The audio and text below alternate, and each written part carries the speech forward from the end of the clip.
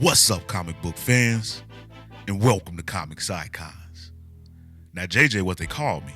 And today, we got more Fall of the House of X.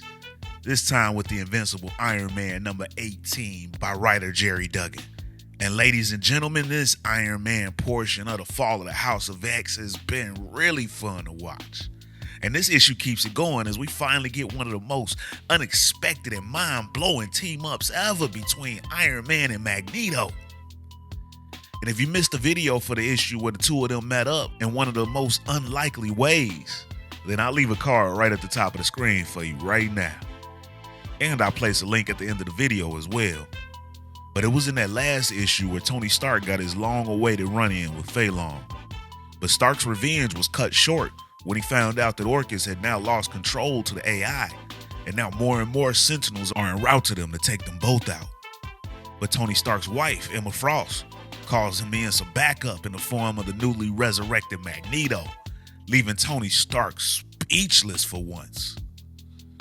So if you guys are ready to finally see the team up between the master of magnetism and probably the master of machinery as they take on the Orchis AI, then you guys know what time it is. Let's get it. So this issue kicks off with James Rhodes from his prison cell, where it had been a tough place to be if you're Tony Stark's best friend. Tony had known once he had revealed his Sentinel Buster armor that Rhodey would be a target. And when two guards approach Rhodey's cell, giving him regards from Phelan, Rhodey clicks a necklace that he has around his neck because Tony had gotten a hold of some pimp particles and sent Rhodey an old suit from the back of his closet. And the War Machine suit enlarges after Rhodey clicks the button, just as the guards open fire on him. But he's able to hide behind the suit, and then he gets inside of it, and he sends his regards right back to Phelan. And then he bursts his way out of his cell. Then he escapes from the prison, taking Sandman and the Living Laser along with him. Unfortunately, though, there was still some additional paperwork that Jen Walters had to do on Rhodey's behalf. But Tony didn't get the message until later, because he was trapped with two of his nemesis inside this big-ass Stark Sentinel in the Australian outback. Inside of the Sentinel Buster, though, Stark is the first one to break the awkward silence by telling Magneto that he wouldn't want things to be awkward. But Magneto's a G, and he doesn't feel awkward at all. Stark's the one that's been having Magneto nightmares. But then Phelan voices his feelings towards Magneto, blaming Magneto for stealing the moon from him. But Magneto straight up obliterates Phelan's ego when he replies to Phelan, "I don't know who you are." Gangster. Which Stark enjoys very much. Meanwhile, though, Stark fills in Magneto that they have several crises right now. First, he's had to activate his Sentinel Buster before he could design an adequate power supply, and now it's dead. Second, there's still Sentinels running around with his tech inside. And third, the AI running Orchis is trying to kill mutants and humans now. But Magneto has already met some of those Sentinels and admits that they were formidable, which makes Stark a little bit nervous, so he quickly deflects to Phelan, who stole the tech and designed the world that we currently see. And Phelan quickly notes that now it's Nimrod running the show, and every part of Orchis is now his, even the few remaining Sentinel factories. Then if the machines are still replicating, that is our first priority, Magneto tells them. Meanwhile, Stark is still feeling the effects of that blade idiot caught a few issues back from the adamantium claws of Orchis. But he tries his best to cover up his injuries. He's still with a couple of his mortal enemies, you know. Besides, he agrees that the Sentinel factories need to be destroyed. But Phelan can help with that, as he tells them that he's seen the factories on his screen before he had gotten locked out of Orchis, and he's got a photographic memory. And if power is needed to get the Sentinel Buster back up and running, then Magneto can handle that part. And now the Sentinel Buster armor is back up and running at full power, and Stark was officially back in business, both with a former enemy and now a new nemesis. Then Stark starts to get a little bit carried away and attempts to call out Avengers Assemble. But Magneto's like, yeah, let's not. But the first Sentinel factory they hit up was in New South Wales in Australia, the first stop on their heavy metal world tour, Stark thinks. Even Fei Long was providing repairs for key systems on the Sentinel Buster. It's a shame what I ended up doing to him, he thinks. But he needed him at that very moment. And again, just like in the last issue, the way Stark's thoughts come across, it feels like he's reading from the memoir he joked with Emma about writing a few issues back, which I think is kind of cool. But from South Wales, they traveled to Tokyo, the land of the giant robot. There, though, the Stark Sentinels were waiting for them, but were little match, and the factories were fully automated, so there was no reason to be gentle. And at that point, Stark was enjoying himself. It was a nightmare for him to see how Fei Long had perverted his tech, so Stark made the most out of those next few hours, until Nimrod arrived, who flies in and one-shots the Sentinel Buster armor, knocking it to the ground.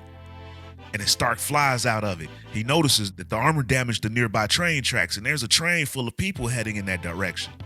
So he asks Magneto and Fei Long to get started on Nimrod without him, while he saves those people. And he manages to get underneath the train right into the hole created by the Sentinel Buster, allowing the train to safely glide over Stark's Mark 72 armor. Meanwhile, Fei Long yells out for Nimrod. He refused to bend the knee to mutants. What makes you think I would bend the knee to you, he asks. And then he releases that hot breath superpower of his. But it has no effect on Nimrod, who tells Fei Long that the humans were the least interesting part of this whole conquest. But Magneto is here to make things way more interesting, and he uses his powers to snatch up the head of the Sentinel Buster, and he hurls it at Nimrod. And as it makes contact, Magneto wraps it around Nimrod, trapping him inside of it. But Nimrod warns Magneto that Mysterium is tough, but it isn't as tough as he is, and it won't hold him for long. But he understands that the mutants have quite the deadly reaction to the Terrigen Mist, and Nimrod sprays it right in Magneto's face. But Iron Man arrives just in time, and one thing he had learned from back in science class was that dropping the temperature of a gas will turn it into a liquid, and he saves Magneto by turning the gas into puddles. This gives Nimrod the opening he needs to free himself from the Mysterium trap. But Iron Man reminds Nimrod that he sure is standing around an awful lot of metal. Indeed, Magneto replies, I've not had an occasion to bend Mysterium. It's unlike anything I've encountered. It almost feels alive. Unlike you, Nimrod, as Magneto takes a chunk of Mysterium and he forms it into a spear and launches it straight through the chest of Nimrod. Then Stark fills in Magneto that Mysterium conducts energy at an almost perfect scale. Then Stark grabs the spear while inside Nimrod's chest, and he zaps Nimrod with more pure energy than any Iron Man suit had ever discharged before. And that's the moment that Stark actually got scared, because the Sentinel should have been cooked from this, but it wasn't. Then Magneto does his Master of Magnetism thing, and he pulls apart more Mysterium from the Sentinel Buster armor and brings it closer to himself. He can almost feel the Mysterium slithering across the air, he says, and into my mind. It wants to be free, so it shall be. And Stark knew Magneto was controlling the metal. That had to be it, but to watch the Mysterium attack Nimrod, it was uncanny the way it moved. As Magneto sends the Mysterium towards Nimrod, slithering like a snake and wrapping itself through and across, all over Nimrod's body and major systems. And Nimrod even acknowledges that this was unexpected and remarkable. But as this body is corrupted, he never exists in just one place, and he will survive. As Stark looks on in amazement, as the metal really did look alive as it destroyed Nimrod. Stark's Sentinel Buster was toast now, but so was this version of Nimrod, so he considered that a wash.